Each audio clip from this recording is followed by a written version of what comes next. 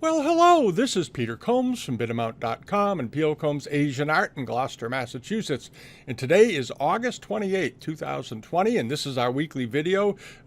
Basic look back, see what's going on in the auction world and what's been happening with auctions over on eBay, what's going on in New York with the upcoming Asia Week, Catawiki, all the usual sort of auction news to do with Chinese and Asian art that's happened since last Friday. And a lot has happened. One of the things I wanted to start with is as you all know, we're working on developing a site for our users to sell on and work our way into doing some auctions and things like that. The site, here's the landing page is completed. The internal pages are still being worked on. There's a lot going on, and they're doing a great job. I'm really pleased with the way this is coming out. The site is going to have a very simple landing page, not a lot of bells and whistles and stuff we don't want to see. It's not going to have ads on it from Google or any of that nonsense. It's just going to be a straight up platform, and this is what the landing page will be. The menu is going to be expanded a little bit. We're going to add a few things up top, and there'll be links, of course, to reference material. So if you're on the site looking for things, you'll have access to the bookcase on the Bidamount page, and we're going to integrate on a page links to reference material that we already have there, so that it'll all be sort of nicely integrated into one place that you when you're looking to buy, you can do it, and it's coming together very nicely. So stay tuned. Still got a lot to do. Still a lot to do on this, but it's the people we're working with are doing a great job. I'm really pleased. I really am.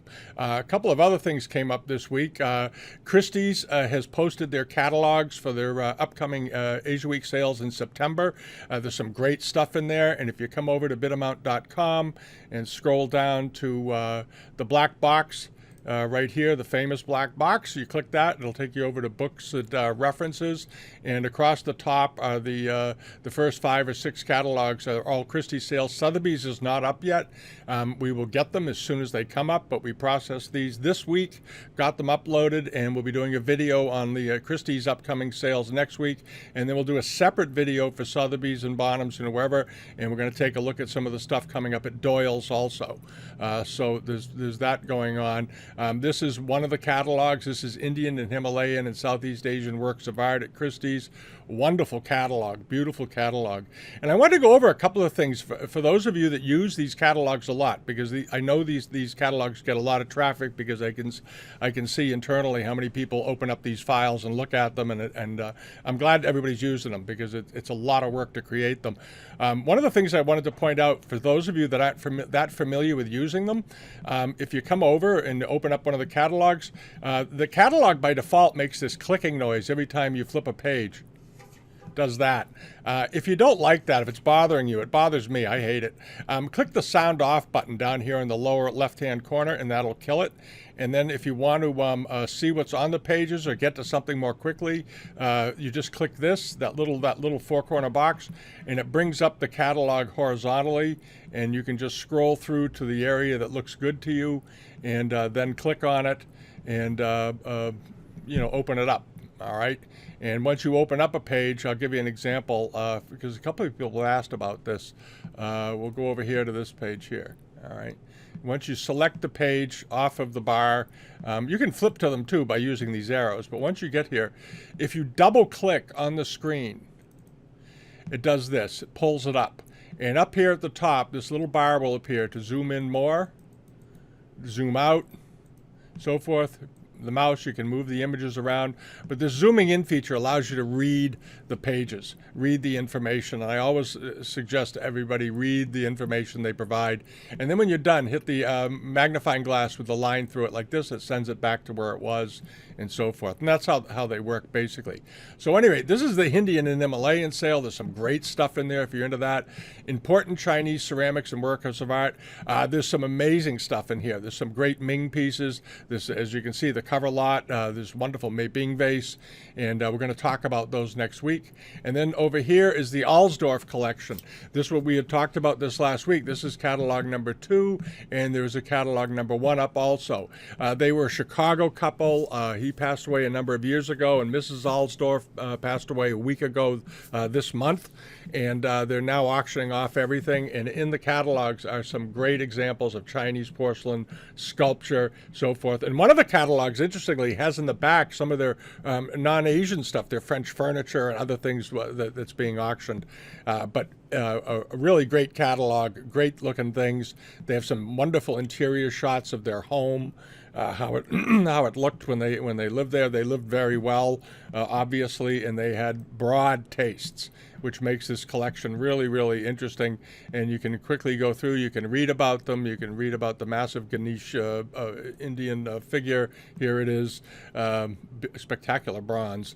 And they had lots of bronzes, lots of good bronzes, lots of very rare bronzes. And you'll find the catalog very interesting. The other thing I wanted to point out was that in their Japanese and Korean art sale, the cover lot is just an amazing thing, and it's by a contemporary artist. And for those of you that don't follow contemporary Japanese art or contemporary Asian art in general, this is something I would urge you to go look at. This sculpture right here is done by a guy named Kato Kizan, and he was born in 1968.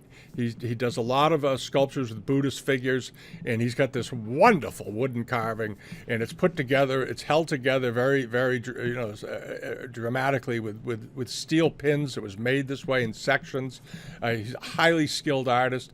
It has a $30,000 to $40,000 estimate, and I don't think that's unusual. This thing is just great, and it's big, and it's elegant, and I love it. It's 43 inches tall. Nice big sculpture. All right, and there's a lot of good other Japanese stuff in there and Korean stuff in that catalog as well. I just wanted to point that one thing out because I love that thing. God, it's great. And then Devotion to Stone Gadaran Masterpieces from a private Chinese art collection, There's a very, very good load of stuff in here. And if you're into Hindu and Indian art, and Indian Buddhist art, you wanna check this out. Just a great collection. Alrighty, and it does have that, shut that noisy page turner off. All right, and that's it for what's going on over at Christie's, and a quick update on how the BidamountLive.com site is coming. And we're looking forward to getting that done. Now over to the global member pages. Take a look, see what's going on over there. There's a lot going on. A couple of things I wanted to point out was that Malay Brothers has an auction coming up on the on September 11th.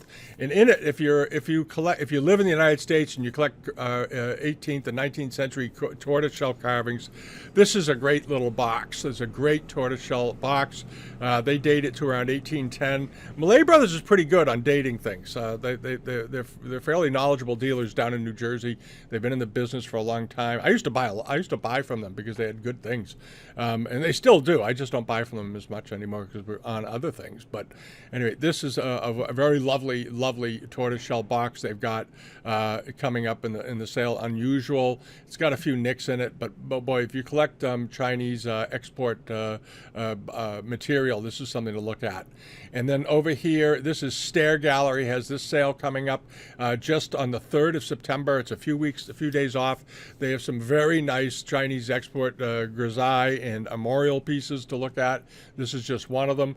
They also have this, a pair of Chinese export porcelain, these rose figurines. You've seen them before. They're very collectible, 18th century. They often are mounted as lamps, as these are, and the figures are big. Each of these figures is 15 inches tall. They're $3,000 to $5,000 estimate, which seems very reasonable for these. They say they have some restorations and repairs, but if you're interested in these, check out and find out how much restoration and repair there is, because it may be just tiny bits and it may be extensive, and you want to find out, because if it's a tiny bit, it doesn't have much impact on the value of these, because these figures are so rare, and people just often assume that something happened to the fingers at some point, or the vase they're carrying got a nick out of it, or something minor. So check those out. I think they're very, very nice. They've got one bid so far, and the sale is in about a week. All right, and then on to this. This is a sale that's happening over this is the sale in Germany, in Alden, Germany. Is this big Wanli or Karak style platter that's coming up. It's quite nice. It's better than most. A lot of them aren't that well done. This one is fairly well defined and is about 43 centimeters in diameter. So it's good size too. If you make them big. And the other one is this Velinghuis van Svengen in the Netherlands has a sale coming up. And if you're a Japanese buyer, this is a early Japanese porcelain buyer. You want to check this jar out. It's a nice one. 39 centimeters tall, so it's about 16 or 17 inches tall. Nice early one, 17th century jar, and it looks to be in very, very nice condition. So if you're a Japanese, early Japanese Arita buyer, you want to take a look at this. This is a big one, and the estimate is very reasonable. I would be surprised if it sold for that little, unless there's something really wrong with it. So as always, get a condition report and go from there. And then over here, Carlo Bonti's got a sale coming up. He's back. They had a good sale, a couple of good sales in the last year, well worth looking at. And in one of the pieces they have, this is sales on the 18th of September, is this very nice reticulated wine ewer and cup. This is a double example. It has an inner wall that holds the liquid and so forth. It's very, very nice and moderately estimated. And then on to this. This popped up last week, and I couldn't remember if I mentioned it last week in the video. I don't think I did. Is this very nice early Ming Dynasty Jiajing marked fish tank with a dragon on it. It's a pretty good example. It's estimated at $60,000 to $80,000, which they do certainly sell for that. And it's marking period, but it's got an opening bid of $30,000. So the estimate is pretty. The reserve on this must be pretty reasonable. And this is Eddie's Auction House in New York. They occasionally get good things. Sometimes they have some oddball things, but this one looks pretty good to me. And the auction is on September 13th. If you want to get into that. And then other things that happened over the week, you remember the Marsan sale, these pieces, he had a sale, it closed yesterday, and we'll be updating the member pages later on today and getting off all the stuff that sold. We updated it a couple of days ago, and a lot of things have sold since, and now it needs to be updated again, which is fine. We'll take care of that. But one of the things you may remember that this incense burner was in his last sale. It didn't get paid for. It was something I talked about a bit because I particularly liked it. And it came back and it sold this time around, and I believe it brought more money. So there you go. And the other thing they had was this great big one, and it brought a bit less this time, unfortunately, but it was a nice example, and I hope one of you bought it. The sale Marsan had was quite nice. The other thing that we had talked about was the McGinnis sale. That happened also just yesterday up in Amesbury, Massachusetts, and he had a number of good things, and we'll get to, this is one of them, was this nice Masonic export punch bowl. These are very, very, very rare, and as I said earlier, they're 18th century. They don't tend to bring a lot of money because Masons do not buy and support a secondary market of collectibles of their imagery and the things involved with their group. So they tend to go reasonably because there aren't a lot of these Masonic pieces around. And this one just went for $3,200, and it was beautifully painted. So I think somebody got a great buy. And then on to this. This was that Dwanstone plaque screen piece that was up, and John had marked it as thought it was Japanese, and he did raise the estimate on it a bit, but it was originally estimated $200 to $400. And I just love this thing, and it did a lot better than I thought it would do. It went over that. It ended up selling for $19,000. But part of the reason I suspect was that it was abnormally large. This thing was very, very, very big. Most of these Dwanstone carvings tend to be 8 to 10, 10 to 13 inches. This thing was 22 by 28 inches. So it was percentage-wise a lot bigger, like 4 times the area. It was a great big screen. It had a lot of interest. It was up to $7,000 or so the day before the sale, and it did great. So I hope somebody got it that watched the videos. All right, and then on to this is this nice Wanli plate that's getting ready to finish out. No, this one did finish. Excuse me. This was on Catawiki, and I'd put that this was in the newsletter. That's right.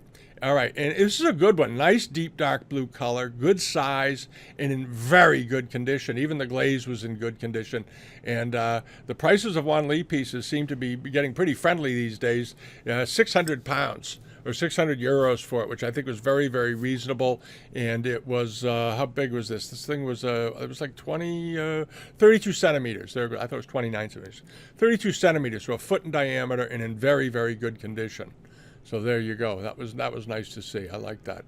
And now on to what happened at eBay last week. It was a busy week, a lot of stuff on there. Silks did particularly well. The Chinese silk market is very resilient. There's some there's always a high demand for good Chinese silks. If you get one, and because generally the funny thing is you can often pick them up in antique shops and places where they haven't paid much attention to the market, and they will sell you a silk like this maybe for a few $100, $400, $500, something like that. And the prices have changed on these. This one went for $3,000, $3,050, and this was a late Qing example, nicely done and not particularly enormous, 27 by 38 inches. This was not a carpet or something. And $3,000. And as I said, when you go in and out of shops that have Chinese silks that they get out of estates, often they're priced very reasonably because they don't pay attention to the broader art market, auction market. And then onto this was this nice little late Qing dynasty vest, beautiful quality, beautiful condition, nice colors, no bleeding, tiny, tiny bit of wear up around the back of the collar, which you actually want to see. If that looks absolutely fresh and clean, look more carefully at the piece, because they do make copies of these days, and some of them are quite convincing. A year or two ago, some really good robes turned up at auctions in different places, and they were all new, and they all looked great. And just a heads up. All right, this one sold for $3,738. Largely due in not as perfect condition. These sell for a lot less, under $500 or $600. But this one was in such good shape, it brought a premium price. It ended up selling for, as I said, $3,738. And then onto this dragon roundel. This was a nice one. It was in good condition. The colors were still good. The red was still pretty vibrant. Nice gold thread work at the bottom. And it did fine. It brought $1,088. But the same sellers, this was Handy's Antiques in New York, had a bunch of stuff up. They're up in Staten Island. And I had this one, which was a lot more interesting, gilt thread dragon with the rooster at the top, lots of clouds and roux heads and all kinds of things around the border. This got a lot of interest. People loved this, and it ended up selling for $3,200, which is a very strong price for a roundel of the late Qing dynasty. This one they dated as being probably Guangzhou. Very nice quality. And then on to this. This is the blue to hue. This is Chinese export porcelain, basically for the Vietnamese market. If those of you that see the word blue to hue, that's what it means. And this was a nice one, and it had this sort of Islamic-looking applied lid onto it, and then a silver base. The lid, I'm assuming, is also silver, and a very nice one. Ended up selling for $815. This was from Ceramics and Collectibles, or the Shangri-La guys, as they're known. It was a nice-looking vase. They get good things. They always have good things. And then onto this was this Femijune relief worked jar with vases and so forth in relief coming off the body, the iron red handles up around the top. This was a 19th century one, but this style of vase, just so you realize it, this style of vase where they did these relief pieces coming off the body started in the Kangxi period. That's when you first saw them, and then they sort of went out of fashion in the 18th century, the later 18th century, and then they came back in the 19th. And this was a nice Femijune example using that technique of relief work. It looks like it may have been trimmed down a little at the top right here because the decoration is slightly trimmed. But at any rate, in the end, it did just fine. It ended up selling for $898. Had it not been cut down a little bit, I suspect it probably would have brought $1,500 to $1,700. But nice looking jar, good looking jar. And then onto this was another Femme June with Famille Rose enamel vase. This was a nice looking one. Again, late Qing to early 20th century. Here's the bottom of it. But nice colors, nice drawing. It's got the sort of signatory late Qing, early Republic blackbirds on it. They weren't only used then, but boy, they were used a lot around that time, especially in the Guangxu period. And this brought $1,025. They often refer to these also as Nonya Straits pieces because of the bright colors, the very festive appearance of them, and so forth. And then over to this, the Kangxi bowl. We featured this just because I thought it was so pretty. I thought the iron red decoration was really nice on it. Good outlining and lots of gilt still present. And it was at $1,600 last week, shortly before it closed. And it only went up a little more. I thought maybe it would jump up. I think I even said I thought maybe it might get up to $2,000 or so. It didn't. It stayed right where it was. So whoever got a good deal. I think that was a nice buy. When you see something up there, always leave a bid. Always leave a bid. And then on to this, the hot food part. We had looked at this. This was at $3,000 last week. It rose very, very quickly because it had lots of interesting activity on it, with immortals looking at the Yang and Yin scroll and all that good stuff. This is a late Qing example. Well, at the end, it jumped as I thought it might. I think I'd said it'd probably go up another $1,000 or so from the $3,000. It pretty much did that and ended up selling for $4,058. And this was offered by a fellow that's here in Massachusetts, who I've never met, but I see his things all the time. His username is Digger Studio in Drake, Mass. And he has a good eye. He tends to find nice things. And then on to this. Mark Wahlberg up at artsonsunlink.net had this very nice looking, they were late Qing, early 20th century turquoise glaze, sort of done in the Kangxi style pair of vases, but they were very pretty, very well shaped, had a nice glaze on them. The glaze on them was quite attractive.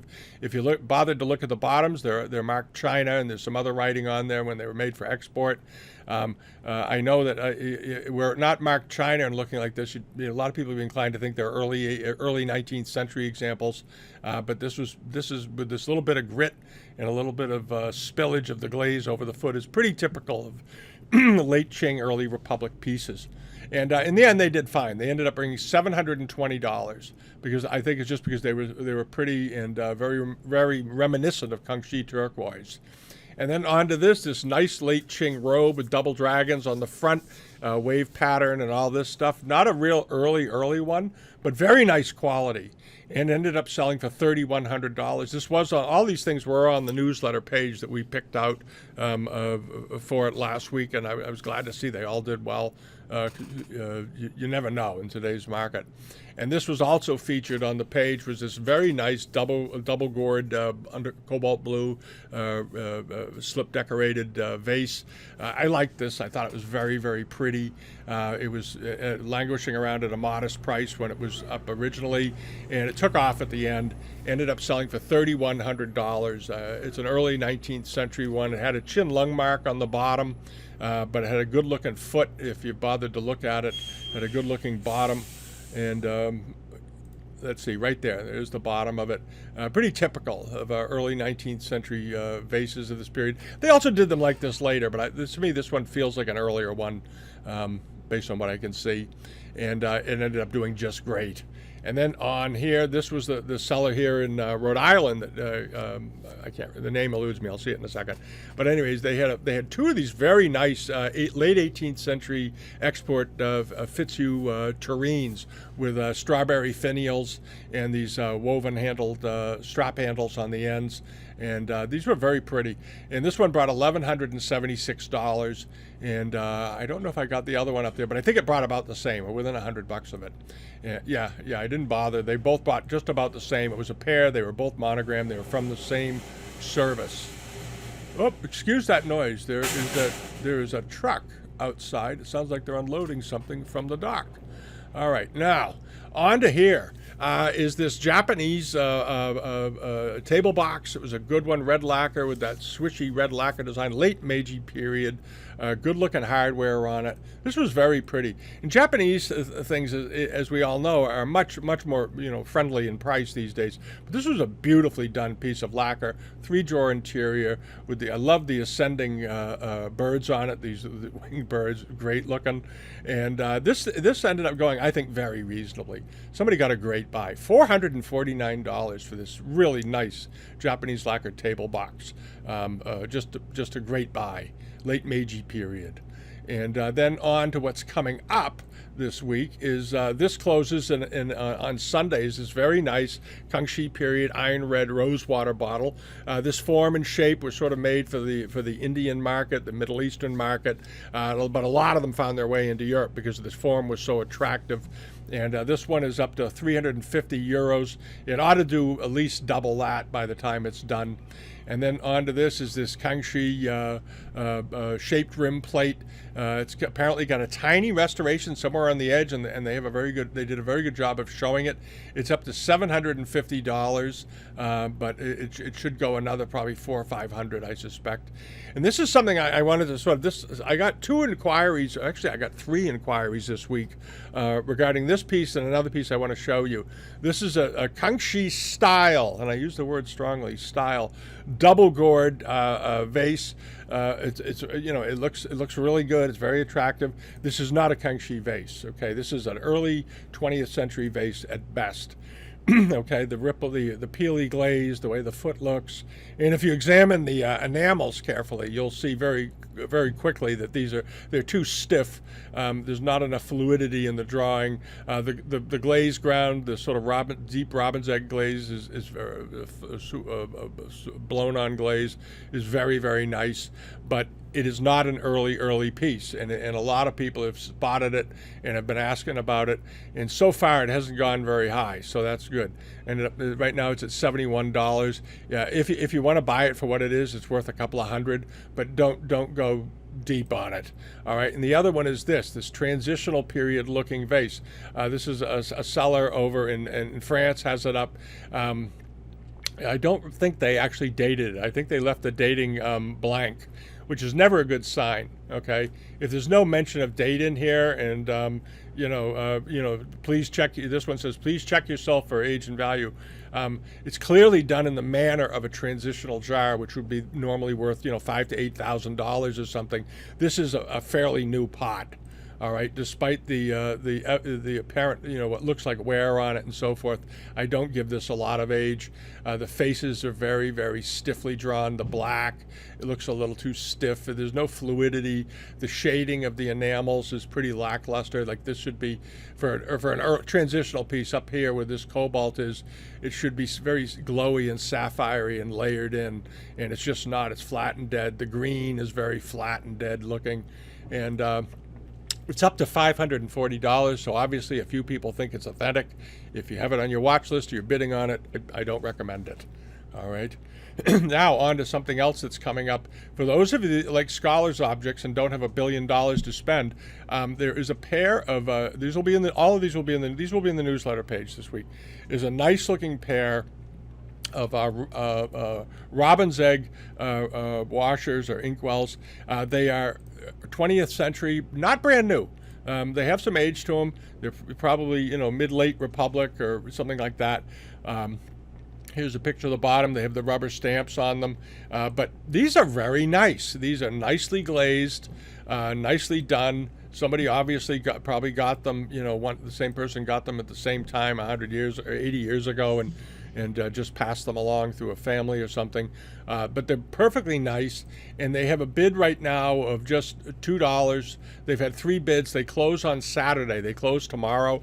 And if you're shopping on a modest wallet and you want a couple of nice looking pieces of well done scholars objects, these are the items you want to take a shot at. All right, at least leave a bid on them. Leave a bid. All right, and we'll see how they do. We'll check back next week. But I think these are perfectly fine. Perfectly fine. And then on to this. This is Nafisa over in the UK in Kent. He has this nice looking late Ming crackle glazed dragon vase. Very interesting pot. It's about 8 inches tall. Here's a picture of the bottom, sort of grunged out the way you want to see it. 16th century jar. Nice looking thing though. It's got an old gold repair. Something happened up here. I don't care. I like this thing. And it's a nice size, nice shape. And we'll see how it does. It's up to $1,213. It closes tomorrow. I suspect it'll go a bit more, but a good looking pot, nice genuine thing. And another pot that's up right now is this little Kangxi jar. That'll be in the newsletter this week. It closes on Monday. It's up to $556. Ought to double that by the end. And then the export, there's a couple of nice looking export 18th century bowls that'll be in this week's newsletter. This has 5 days to go. It's up to a couple of $100. It ought to do better than that. But it's a perfectly good looking thing. And then this is an interesting little jarlet. It's late Qing, but it's particularly well painted. It could even be early Republic, but it's particularly well painted, nice shading. Unfortunately, the sun was a little too bright up here when he took the picture, so it looks slightly washed out. But if you look at this carefully, there's nice details about the face and the way the hair is done and all that. Perfectly good little jarlet. And it's up to $105, closes tomorrow. This is Uran over in France has this, or in the UK rather. And we'll see how that does. And then lastly, this will be in the newsletter this week, is this nice looking little late Ming bronze. It's been, as I mentioned last week, you often see these and they look, like they've been polished. Well, they were polished and they did polish them up well into the 20th century. But if you check the highlight, at least this one, somebody took a toothbrush and took the time to clean out the polish residue. You'll notice the features of the face from all the polishing tends to get a little bit worn down. Here's a picture of the side. Here's a picture of the mask. It's what, 3.5 inches in diameter. It's a nice small one. Good example right there. But it's an old one. It's just been cleaned a lot. That's all. And it's up to $79. It closes next Thursday, almost a week from now. But that'll be in the newsletter. It's a good item. There's nothing wrong with it. All right, and that's about it for this week. As I said, we'll be doing a video next week on the upcoming Christie sales, and we'll do one on Sotheby's when it comes along. We're working on progress is moving along well with the Bidamount Live site development, and I'll keep you updated as it comes along. Again, if you have any more suggestions, please continue sending them because we're reading all of them and sort of making a list. And it's sort of a site that's being developed by you folks by telling us what you want to see in one, so you can sort of be an author to it, which I think will make it more useful and more effective for everybody. If you enjoy the videos, like, share, and subscribe, as they say. Come over to Bidamount.com and sign up for the newsletter page. It's free. Check out the what we do on the global member pages. See if that might be of interest to you. It's just $4 a month.